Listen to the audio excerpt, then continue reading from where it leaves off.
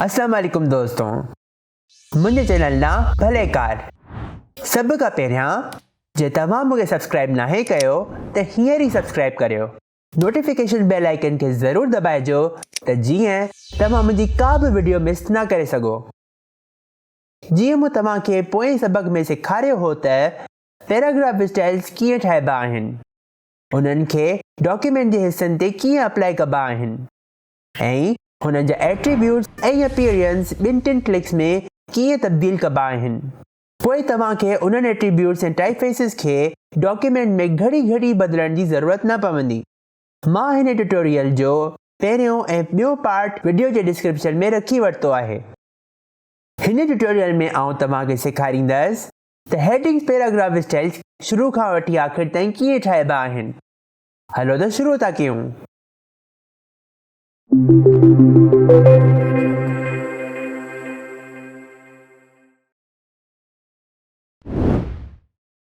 Headings paragraph styles.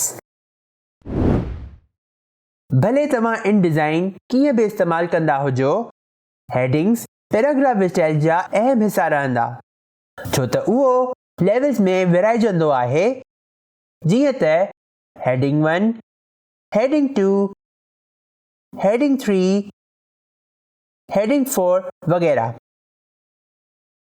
तव्हां इहो बि लिखी सघो था H1, H2, H3 ऐं H4 ऐं ॿियो सब हेडिंग बि। इहा तव्हांजी मर्ज़ी आहे। हेडिंग जो मक़सदु इहो आहे त पढ़ंदड़नि खे यूज़र एक्सपीरियंस फ्रेंडली इंटरफेस मिले, जंहिं में हू आराम सां स्कैन ऐं नेविगेट करे सघनि। असां पक करणु चाहियूं था त पढ़ंदड़नि कुझु शयूं पहिरीं पढ़नि ऐं कुझु पोइ। हेडिंग 1 बोल्ड ऐं वॾे फॉन्ट में रखणु खपे त जीअं ही बाक़ी मवाद खां मुख़्तलिफ़ लॻे। बहरहाल यादि रखिजो त हेडिंग्स खे बोल्ड स्टाइल ॾियणु लाज़मी न आहे। तव्हां ॿिया बि स्टाइल खणी सघो था जेसि ताईं हेडिंग नुमाया नज़र अचे। हेडिंग्स जा लेवल्स हूंदा आहिनि। मां 3 लेवल्स इस्तेमालु कंदसि। बाय द वे, तव्हांखे वधि में वधि 3 लेवल्स इस्तेमालु करणु खपनि या त 2 लेवल्स तरजीही तौर ते। हाणे जे तव्हां मूंसां गॾु मश्क करणु चाहियो था त इन डिज़ाइन जो उहो फाइल डाउनलोड करियो जेको मूं डिस्क्रिप्शन में विधो आहे। हिन वीडियो खे पॉज़ करियो ऐं डाउनलोड करियो। इन डिज़ाइन फाइल खे खोलण खां पोइ तव्हां हिन सिफ़े ते इहो अनफॉर्मेटेड टेक्स्ट ॾिसी सघो था। असांखे हेडिंग्स स्टाइल इस्तेमालु करे टेक्स्ट ते सही तरतीब में फॉर्मेट करणो आहे। हलो शुरू था करियूं नयो हेडिंग पैराग्राफ स्टाइल था ठाहियूं। पैराग्राफ स्टाइल्स पैनल था खोलियूं। शॉर्टकट की आहे F11। डिफॉल्ट सां इन डिज़ाइन असांजे लाइ बेसिक पैराग्राफ स्टाइल्स ठाहे छॾंदो आहे। मां पोएं ट्यूटोरियल में सम्झायो हो त बेसिक पैराग्राफ स्टाइल टेक्स्ट ते हर क़िस्म जी स्टाइलिंग खे मिटाईंदो आहे। नयो स्टाइल ठाहिण लाइ पैनल जे मथे क्लिक कजो। ही 3 लाइन्स जेके हैमबर्गर जी सूरत में आहिनि ऐं पैराग्राफ स्टाइल्स खे चूंडियो। स्टाइलिंग विंडो खुली वेंदो। हिते तव्हां पंहिंजा स्टाइल्स ठाहे सघो था। हिते खाॿे पासे इलाही ऑप्शन ॾिसी सघो था जेके जनरल खां वठी एक्सपोर्ट टैगिंग ताईं ख़तमु पिया थियनि। हिन मां सां कुझु ऑप्शन्स मूं पोएं ट्यूटोरियल में पढ़ाया आहिनि। हिन खे मां रीनेम थो कयां हेडिंग 1, जेको हेडिंग जो पहिरियों हायरार्की लेवल आहे। बेसिक कैरेक्टर फॉर्मेट्स में हिन जो फॉन्ट फैमिली कार्डो थो रखां ऐं bold style. Size 72 points. Leading 86 points. Colour बदिलण लाइ कैरेक्टर कलर ते वञो त हुन जो कलर कोड हुजे C70 M0 Y100 K0 which is CMYK 70 0 100 0। Okay करियो। हाणे तव्हां वटि हेडिंग 1 मौजूदु आहे। तव्हांखे टेक्स्ट ते इहो स्टाइल लागू करणु खपे। हिन पहिरें टेक्स्ट खे हेडिंग 1 पैराग्राफ स्टाइल ॾियूं था। हिन ते क्लिक करियो, पैराग्राफ स्टाइल्स पैनल खोलियो ऐं हेडिंग 1 स्टाइल अप्लाई करियो। ॾिसो त हिन टेक्स्ट जी शिकिल ठीक हेडिंग 1 स्टाइल में तब्दील थी वई आहे।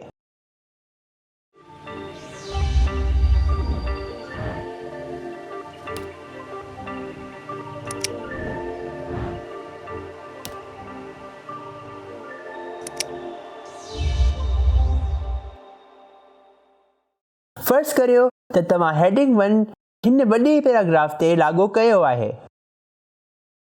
पोइ उहो सॼो पैराग्राफ उन ई स्टाइल खे फॉलो कंदो जेसिताईं लाइन ब्रेक न अचे। हिन खां बचण लाइ हिन लाइन ते एंटर करे अलॻि करे सघो था ऐं पोइ हेडिंग 1 लागू करियो। Problem solved. अचो हेडिंग 1 रिवाइज़ था करियूं। इहो उहो इनडिज़ाइन डॉक्यूमेंट आहे जेको मूं पहिरें इनडिज़ाइन ट्यूटोरियल में ठाहियो हो। लिंक डिस्क्रिप्शन में आहे। हेडिंग 1 जी अपीयरेंस बदिलण लाइ स्टाइलिंग ऑप्शंस खे खोलियो। हिन जो फॉन्ट फैमिली विनियर क्लीन थो रखां। रुगो हिकिड़ो फॉन्ट स्टाइल आहे रेगुलर, त उहो ई थो रखां। Size 30 points. Reading 48 points. हाणे हिन हेडिंग जो कलर काड़ो आहे। मां ब्राइट ऑरेंज कलर चाहियां थो। ॻाल्हि इहा आहे त असां हिन पैनल ते कलर नथा ठाहे सघूं। हिन खे बंदि करियां थो। कंट्रोल्स टूल बार ते फिल खे खोलियां थो। तव्हांखे कलर्स जी फ़हरिस्त मिली वेंदी। नयो कलर ठाहिण लाइ हिन हेठिएं आइकन ते क्लिक करियो। बदकिस्मती सां ही कंहिं वजह सां बंदि थी वियो आहे, पर कलर्स खे ऐड करण जा ॿिया बि तरीक़ा आहिनि। हिन खाॿे पासे वारे टूल बार ते फिल या स्ट्रोक ते डबल क्लिक करियो। खोलण खां पोइ हिन जो कलर कोड कॉपी करियो जेको मूं अॻिए ट्यूटोरियल में ठाहियो हो ऐं हिते कोड पेस्ट करियो। पोइ एड टू स्वॉचेस खे क्लिक करियो। ओके करियो। हेडिंग 1 स्टाइलिंग ऑप्शन खोलियो ऐं कैरेक्टर कलर ते वञो। हेठि स्क्रॉल करियो ऐं ॾिसो नयो कलर लिस्ट में अची वियो आहे। हिन कलर खे खणो ऐं ओके करियो। हाणे हेडिंग 2 थो खोलियां जेको लेवल 2 आहे। तव्हां स्टाइल्स ठाहे सघो था ठीक पहिरीं वांगुरु जीअं सम्झायो हो, या त हिन आइकन ते क्लिक करियो। हिकिड़ो दफ़ो पैराग्राफ स्टाइल ठही वेंदो। हिन ते राइट क्लिक कजो ऐं एडिट चूंडियो। हिन खे हेडिंग 2 जो नालो थो ॾियां। हेडिंग 2 जी फॉन्ट फैमिली हेडिंग 1 जहिड़ी ॾेई सघो था, पर इहो हेडिंग 1 खां वधीक प्रोमिनेंट न हुजे। असां चाहियूं था त पढ़ंदड़नि पहिरें हेडिंग 1 खे ॾिसनि, पोइ हेडिंग 2 खे ऐं पोइ बॉडी टेक्स्ट पैराग्राफ। मां मुख़्तलिफ़ फॉन्ट फैमिली थो रखां, त हलो बेसिक कैरेक्टर फॉर्मेट्स था वञूं ऐं फ्यूचर HVBT फॉन्ट थो खणां। Font size 36 points. Leading 30 points. हिन कैरेक्टर कलर में डार्क ग्रीन कलर थो खणां। Cyan 80, magenta 38, yellow 78 and black 28. CMYK 80, 38, 78 and 28. Okay था करियूं। हाणे इहो नयो लाइन ॾिसो। इहो जुमिलो थोरो वॾो आहे, पर इहो असांजो हेडिंग 2 आहे। हिते क्लिक करियो। पैनल ते वञो ऐं हेडिंग 2 ते क्लिक करियो। ॾिसो त हेडिंग 2 ॿिनि लाइननि में फिट थी वियो आहे, जेको सही आहे, पर हिननि जो वर्टिकल डिस्टेंस चेक करियो। ही हिक ॿिए सां मिलनि पिया, जेको ॾाढो ख़राब पियो लॻे। हिन खे ठीकु करण लाइ पैनल मां हेडिंग 2 खोलियो, बेसिक कैरेक्टर फॉर्मेट्स ते वञो, पोइ हिन जो लीडिंग 42 पॉइंट्स रखो। हाणे ही साफ़ ऐं शानदार पियो लॻे। जेकॾहिं तव्हांजो हेडिंग 3 लाइननि में अचे त हुन जी साइज़ घटि करण जी कोशिशि कजो जेसि ताईं ही 2 लाइननि में अची वञे। Now it's time to create heading 3. त heading 3 लाइ वरी साॻिया एट्रीब्यूट्स ठाहिण जे बजाए आउं हिन पैराग्राफ स्टाइल्स खे आसानी सां डुप्लीकेट करे सघां थो। हेडिंग 2 ते राइट क्लिक करे डुप्लीकेट पैराग्राफ स्टाइल खणो। स्टाइलिंग ऑप्शंस खोलियो, हिन खे हेडिंग 3 नालो ॾियो। इहो हेडिंग जी हायरार्की लेवल में 3 नंबर ते आहे। असांखे हिन जो फॉन्ट साइज़ हेडिंग 2 खां घटि रखणु खपे। हिन जो फॉन्ट फैमिली कार्डो रेगुलर थो रखां। हाणे मां हिन जो फॉन्ट साइज़ 18 थो रखां ऐं लीडिंग भी 18 थो रखां। हिन जो कलर आउं प्योर ब्लैक थो रखां। हाणे रजिस्ट्रेशन कलर ऐं ब्लैक कलर सां कंफ्यूज कॾहिं बि न थिजो। ॿई कलर्स तव्हांखे ॾिसण में साॻिया ईंदा, पर प्रिंटिंग खां पोइ इहे अलॻि ॾिसण में ईंदा। ब्लैक कलर खणो जंहिंजा CMYK वैल्यूज़ 0 आहिनि। ओके ते क्लिक करियो। हाणे हिन पैराग्राफ ते 3 लाइन ते क्लिक करियो। हिन हर हिक ते हेडिंग 3 लागू करियो। ॾिसो फॉर्मेटिंग करण खां पोइ तव्हांजो विजुअल लेआउट केॾो साफ़ ॾिसण में अचे थो।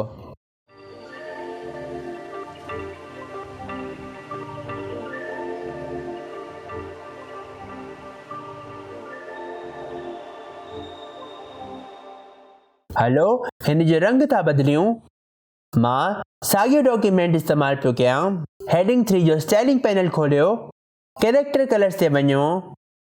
अॻ में मूं हिन जो कलर ऑरेंज रखियो हो। रंग खे बदिलण लाइ रुगो ॿिए रंग ते क्लिक करियो, जीअं त ब्लू। ओके करियो।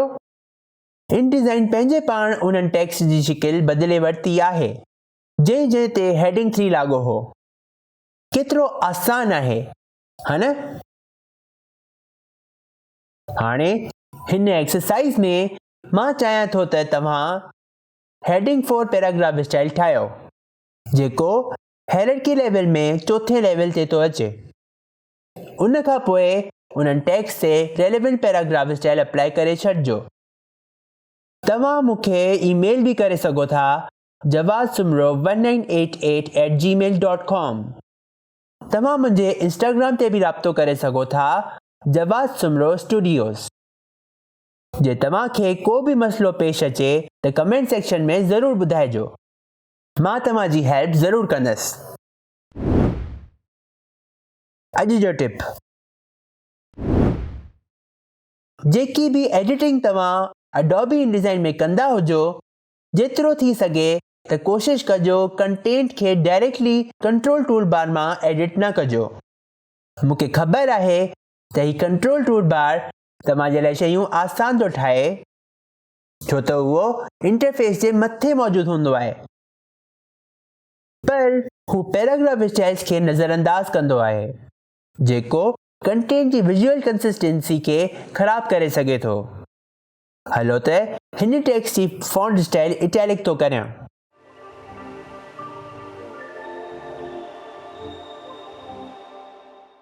ॾिसो त इन हेडिंग 1 जे नाले जे अॻियां प्लस साइन अची वियो आहे। हिन जो मतिलबु आहे त तव्हांजे टेक्स्ट ते पैराग्राफ स्टाइल लागू त थियल आहे, पर किथे न किथे तव्हां टेक्स्ट में कंट्रोल पैनल जे ज़रिए स्टाइल मैन्युअली अप्लाई करे वरितो आहे। त कॾहिं बि तव्हां इहा करण जी कोशिशि न कजो, छो त ही विजुअल स्टाइल्स खे फिटाए बि सघे थो, ख़ासि करे वॾनि डॉक्यूमेंट्स लाइ। कंहिं बि सूरत में जे तव्हां इहा ग़लती करे बि वठो था त परेशान न थिजो। प्लस साइन वारे पैराग्राफ स्टाइल ते राइट क्लिक करे क्लियर ऑल ओवरराइड्स खणिजो। इहो तव्हांजे टेक्स्ट में सभई इनकंसिस्टेंसी ख़तम करे छॾींदो। मूंखे उमेद आहे त इहो टियों पार्ट तव्हांखे पसंदि आयो हूंदो ऐं तव्हांजे इल्म खे वधायो हूंदो। मां पैराग्राफ स्टाइल्स खे पार्ट 4 में कंटिन्यू कंदसि, जेको जल्द नशर कंदसि। जे तव्हां मुंहिंजे चैनल खे सब्सक्राइब नाहे कयो त हींअर ई कयो। जे तव्हां मुंहिंजी का बि वीडियो मिस नथा करणु चाहियो त नोटिफिकेशन बेल आइकन खे ज़रूरु दॿाइजो। सभ खां वधीक जे तव्हांखे इहो वीडियो पसंदि आयो त लाइक बटन खे ज़रूरु दॿाइजो, पंहिंजे दोस्तनि सां गॾु शेयर कजो। मां तव्हां सां अॻे ट्यूटोरियल में मिलंदसि। अल्लाह हाफ़िज़।